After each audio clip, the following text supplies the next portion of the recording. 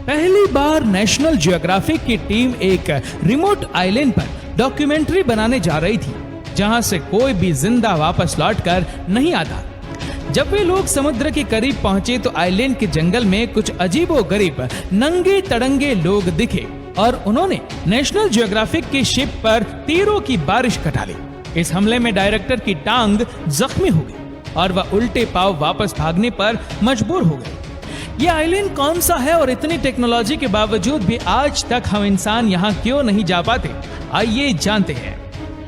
India के east में करीब 1400 किलोमीटर दूर अंडमान आइलैंड मौजूद है।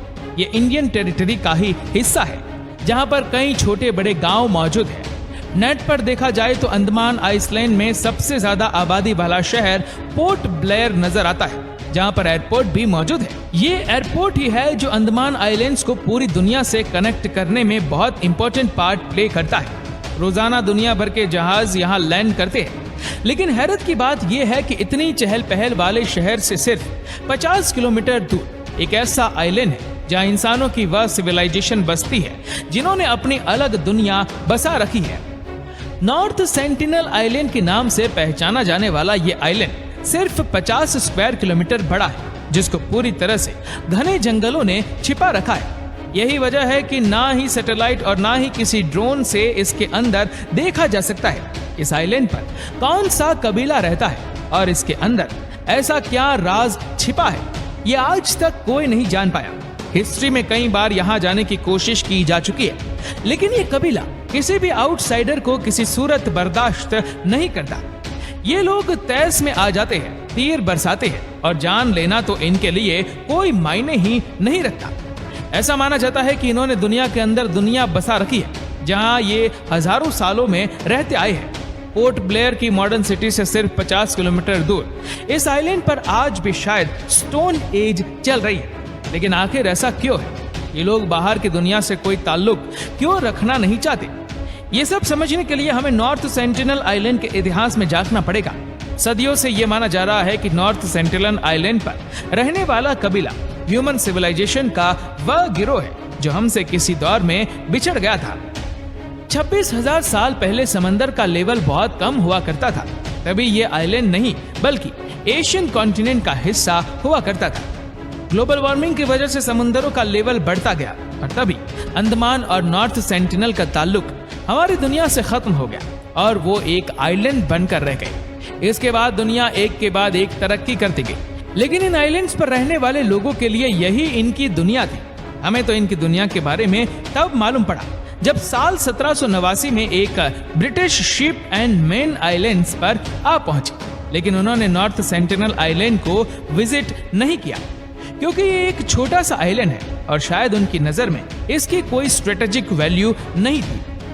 अगले 78 सालों तक 1867 में जब इंडिया पर ब्रिटिश राज था, तब उनकी एक शिप इंडियन कोस्ट से अंडमान आइलैंड जा रही थी, तो रास्ते में नॉर्थ सेंटिनल आइलैंड के करीब वो खराब हो गई। इसमें 106 ब्रिटिश और इंडियंस मौजूद थे। उन्होंने समझा कि यहाँ शायद कोई नहीं रहता, लेकिन उनकी ये सोच कुछ ही लम्हे में बदलने वाली थी। रेस्क्यू के इंतजार में उन्होंने कुछ दिन यहीं पर पनाह लेने का फैसला किया। तीसरे दिन आइलैंड पर छुपे कबीले ने इन पर तीरों से हमला कर दिया। कई लोग मारे गए और कई को रॉयल नेवी ने रेस्क्यू कर लिया। नॉर्थ सेंटिनल आइलैंड के साथ ये दुनिया का पहला कांटेक्ट था जो खून खराबे पर आकर खत्म हुआ था। अगले 13 सालों तक किसी ने भी वापस यहाँ लौटने की हिम्मत नहीं की। फिर साल 1880 में एक ब्रिटिश लॉर्ड को अंडमान आइलैंड्स का क्राउन एडमिनिस्ट्रेटर बनाकर भेजा गया। इनका नाम मॉरिस विडाल पोर्टमैन था और उन्होंने नॉर्थ सेंटिनल आइलैंड पर जाने का फैसला किया क्योंकि पोर्टमैन वो सारा एरिया खुद देखना चाहते थे जिसकी वह क्राउन एडमिनिस्ट्रेटर बनकर आए थे। उनका प्लान था कि वह कबीले के चंद लोगों को किडनैप करके उनको अंडमान आइलैंड्स लेकर आएंगे, उनका ठीक से ख्याल रखेंगे और फिर एक अच्छे पैगाम के साथ, अच्छे मैसेज के साथ उनको वापस भेजेंगे। शायद इससे वह खोए हुए कबीले से अच्छा कांटेक्ट बना सके, उनको ये एहसास दिला सके कि वह भी हमारी ही तरह इंसान है। पोर्टमैन नॉर्थ सेंटिनल आइलैंड गए और कई दिन तक कबीले से छिपने में कामयाब रहे। फिर उनको यहाँ एक फैमिली नजर आई जिसमें एक कपल और उनके 4 बच्चे थे। पोर्टमैन ने उस फैमिली को किडनैप किया और उनको अंडमान आइलैंड पर लेकर आ गए। नॉर्थ सेंटिनल आइलैंड की हिस्ट्री में पहली बार इनका बाहर की दुनिया से कांटेक्ट हुआ था। दुनिया में फैली कई बीमारियां इनकी बॉडी के लिए बिल्कुल नई थी। बड़ी एज वाला कपल इन बीमारियों की लपेट में आ गया और जिंदगी की बाजी हार गया।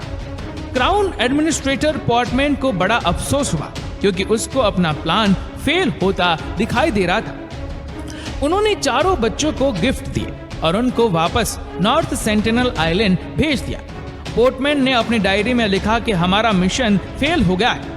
हमने सेंटिनल्स के दिल में मजीद खौफ डाल दिया है और ये बेहतर होगा कि उनको अकेला छोड़ दिया जाए। अब ये भी पॉसिबल है कि लौटने वाले बच्चों ने कबीले के मजीद लोगों में बाहर का वायरस फैला दिया, जिससे वहां और भी लोग मारे गए हो। और ये भी हो सकता है कि उन्होंने अपने माँ बाप की मौत का जिम्मेदार हमें ठहरा दिया। लेकिन उस दिन के बाद से नॉर्थ सेंटिनल के इस कबीले का बाहर की दुनिया पर गुस्सा बढ़ गया। अगले कई सालों तक कोई गलती से भी नॉर्थ सेंटिनल आइलैंड जाता तो उसको कबीला मारकर उसकी लाश को वहीं लटका देता था, जो इस बात का सीधा साधा इशारा था कि हमारे पास आने की गलती भी मत करना। 1947 में जब इंडिया आजाद हुआ तो बंटवारे में अंडमान आइलैंड्स तक का सारा एरिया इंडिया के हिस्से में आ गया। यहाँ रहने और बसने वाले तमाम लोग अब इंडियंस कहलाए जाने लगे, जिसमें नॉर्थ सेंटिनल आइलैंड वाला कबीला भी शामिल था। बेशक इस कबीले को तो ये मालूम भी नहीं था कि इंडिया क्या है। इंडियन गवर्नमेंट ने फैसला किया कि इस नाराज कबीले से एक पीसफुल कांटेक्ट किया जाए। 1967 में एक इंडियन एंथ्रोपोलॉजिस्ट त्रिलोकनाथ पंडित ने ये काम अपने सिर लिया। वह आइलैंड के इर्द गिर्द चक्कर काटते और गिफ्ट फेंकते जाते। वो और कुछ नहीं बल्कि सिर्फ इस कबीले का दिल जीतना चाहते थे। 1974 में नेशनल ज्योग्राफिक ने आइलैंड पर एक डॉक्यूमेंट्री बनाना चाहिए, जिसका नाम man in search of man रखा गया। इनकी टीम एक बड़ी बोट में सवार थी, जिसमें सिक्योरिटी गार्ड्स, फिल्म क्रू और त्रिलोकनाथ पंडित भी शामिल थे। उनका ख्याल था कि वह आइलैंड के और ज्यादा करीब जाकर गिफ्ट रखेंगे, जो लहरों से तैरकर साहिल पर पहुंच जाएंगे। पहले वह कबीले का भरोसा जीतेंगे और फिर डॉक्यूमेंट्री की शूटिंग भी करेंगे। 3 दिनों तक वह गिफ्ट फेंकते रहे, लेकिन जब वह साहिल के करीब गए तो उनका प्लान पूरी तरह से फेल हो गया। कबीले के फाइटर्स ने उनके सामने गिफ्ट तोड़ दिए और तीरों की बारिश कर दी, जिसमें से एक तीर सीधा डायरेक्टर की टांग पर आकर लगा। नेशनल ज्योग्राफिक की टीम ने शूटिंग कैंसिल कर दी और उनके पास उल्टे पांव भागने के सिवा कोई ऑप्शन नहीं था। आइलैंड के अंदर ही कुछ फोटोज वो दूर से ही रिकॉर्ड करने में कामयाब हुए थे और ये नॉर्थ सेंटिनल आइलैंड की पहली और आखिरी फुटेज है। नेशनल ज्योग्राफिक ने तो अपना मिशन कैंसिल कर दिया, लेकिन हेड एंथ्रोपोलॉजिस्ट पंडित यहाँ फिर भी आते रहते और कबीले को दूर से ही गिफ्ट देकर वापस चले जाते। कई सालों के बाद आखिर एक दिन वह कबीले से दोस्ताना कांटेक्ट बनाने में कामयाब हुए। उन्होंने कई फोटोग्राफ्स भी कैप्चर की, जिसमें कबीले के लोगों को गिफ्ट लेते भी देखा गया। पंडित ने अपनी जूनियर एंथ्रोपोलॉजिस्ट मधुमाला को भी इस मिशन पर लगा लिया, जिनको भी कबीले के साथ फ्रेंडली माहौल में देखा जा सकता है। कई सालों तक ये फ्रेंडली माहौल चलता रहा, लेकिन फिर 1981 में एक शिप आइलैंड पर आकर फंस गई। ये पनामा में रजिस्टर्ड MV प्रिमरोज शिप थी। इसमें 30 लोग सवार थे, जो रेस्क्यू का वेट करने लगे। कई दिनों के बाद उन्होंने नोटिस किया कि 50 से ज्यादा लोग आइलैंड से निकलकर उनकी तरफ तीर फेंक रहे।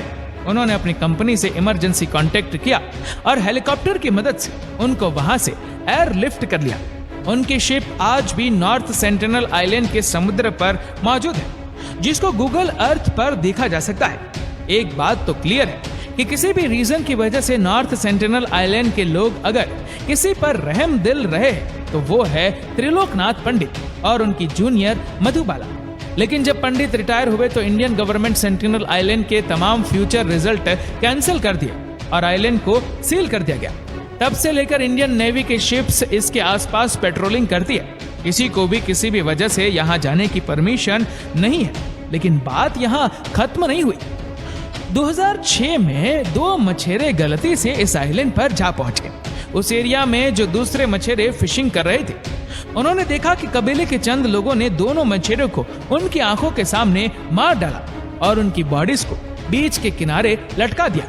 इस वाकये के 12 सालों तक किसी ने भी नॉर्थ सेंटिनल आइलैंड पर जाने की हिम्मत नहीं की। लेकिन फिर 2018 में अमेरिका से ताल्लुक रखने वाले 26 साला जॉन एलन ने यहाँ छुप छुप कर जाने का फैसला किया। जॉन फ्लाइट पर अंडमान आयरलैंड पहुंचे और कुछ मछुआरों को रिश्वत देकर जबरदस्ती उनको नॉर्थ सेंटिनल आइलैंड जाने पर मजबूर किया। वो यहाँ एक अलग ही मिशन पर गए थे। उनका मिशन कबीले को क्रिश्चियन धर्म का मैसेज देना था। जैसे तैसे करके वह आइलैंड तो पहुंच गए, लेकिन बदकिस्मती से उनको भी मार दिया गया। जॉन समेत आज तक पता नहीं कितनी बॉडीज नॉर्थ सेंटिनल आइलैंड पर मौजूद है, जिनको वापस नहीं लाया जा सकता। इंडियन सरकार ने इस कबीले को खुली छूट दे रखी है कि वह जो चाहे अपने आइलैंड पर कर सकते हैं, और बाहर की दुनिया पर पाबंदी लगा रखी है कि वह इस आइलैंड के 10 किलोमीटर के रेडियस में भी नहीं जा सकते। नॉर्थ सेंटिनल आइलैंड दुनिया का ऐसा आइलैंड है जहां पर जाना मौत को गले लगाने जैसा है। यहाँ रहने वाले लोग वाकई अकेले रहना चाहते हैं, या फिर ये लोग अपने आइलैंड पर मौजूद किसी बहुत बड़े राज को हमसे छिपा रहे हैं। ये आज तक एक मिस्ट्री बनी हुई है। दोस्तों, इस वीडियो को लेकर आपकी क्या राय है, नीचे कमेंट करके जरूर बताएगा। और अगर आपको ये वीडियो अच्छा लगा हो तो इस वीडियो को लाइक करेगा, शेयर करेगा ज्यादा से ज्यादा लोगों तक। और ऐसे ही और भी इंटरेस्टिंग वीडियोस को YouTube पर देखने के लिए नीचे कमेंट सेक्शन में लिंक दी गई है, जिसके ऊपर क्लिक करके हमारे चैनल को आप सब्सक्राइब करें और बेल आइकन दबाएं, ताकि हमारे हर लेटेस्ट वीडियो की अपडेट आपको मिलती रहे सबसे पहले। और हाँ, हमारे Facebook पेज को फॉलो करना मत भूलना। धन्यवाद।